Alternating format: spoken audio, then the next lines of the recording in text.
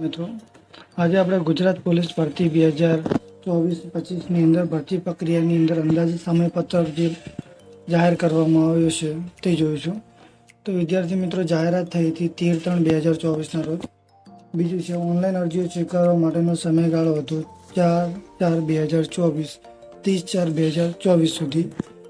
ત્રીજું છે ફી ભરવાની છેલ્લી તારીખ હતી 7/5/2004.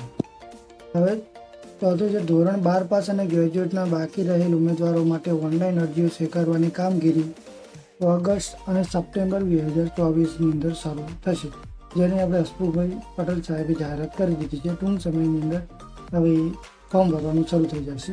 ત્યારબાદ છે શારીરિક કસોટી છે એ કોન્સ્ટેબલ અને પીએસઆઈની સાથે લેવાશે. નવેમ્બર અને ડિસેમ્બર 2024ની અંદર એની શારીરિક કસોટી લેવાશે. ત્યારબાદ પરિણામ છે શારીરિક કસોટીનું પરિણામ જાન્યુઆરી 2025ની અંદર જાહેર કરવામાં આવશે.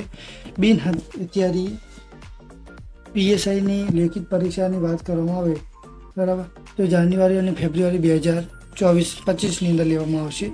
લેખિત પરીક્ષાના પેપર 1 અને OMR સ્કેનિંગ અને ઓબ્જેક્શનને ગુણ જાહેર કરવાની ફેબ્રુઆરી 2025ની અંદર રહેશે.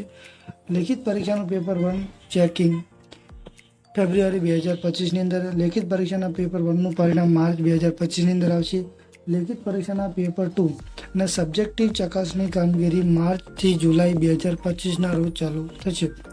લેખિત પરીક્ષાના પેપર 2 અને સબ્જેક્ટિવના ગુણ જાહેર કરવા ઓગસ્ટ 2025ની અંદર થશે. લેખિત પરીક્ષાના રીચેકિંગ માટે ઓગસ્ટ 2025ની અંદર અરજી કરી શકાશે.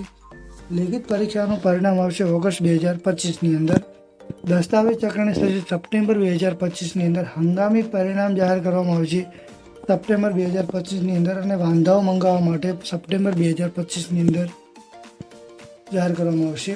આખરી પરિણામ જાહેર થશે સપ્ટેમ્બર 2025ની અંદર. અને લોક રક્ષક ભરતી કેડર લેખિત પરીક્ષાની વાત કરવામાં આવે તો લેખિત પરીક્ષા ફેબ્રુઆરી 2025ની અંદર લેવાશે. તેના ગુણ જાહેર થશે માર્ચ 2025ની અંદર. લેખિત પરીક્ષા ગુણ અંગેનું રીચેકિંગ થશે માર્ચ અને એપ્રિલ 2025ની અંદર. લેખિત પરીક્ષાનું પરિણામ આવશે કે એપ્રિલ 2025ની અંદર. દસ્તાવેજ ચકાસણી માટે એપ્રિલની 2025ની અંદર. હંગામી પરિણામ જાહેર કરવા માટે મે 2025ની અંદર. વાંધાઓ મંગાવવાની અંદર મે 2025ની અંદર. આખરી પરિણામ જાહેર કરવા માટે મે 2025ની અંદર. તો વિદ્યાર્થી મિત્રો, નોંધ આપેલી છે. ઉપરોક્ત કાર્યક્રમના જણાવેલ સમયગાળા અંદાજિત છે, તેમાં કોઈ પણ કારણસર ફેરફાર થવાની શક્યતા રહેલી છે. આ માહિતી ઉમેદવારોને માર્ગદર્શન મળી રહે તે હેતુથી અંદાજિત તૈયારી કરવામાં આપેલ છે. તો વિદ્યાર્થી મિત્રો, આ હતું કોન્સ્ટેબલ અને પીએસઆઈની અંદર સમયપત્રક. જય હિન્દ.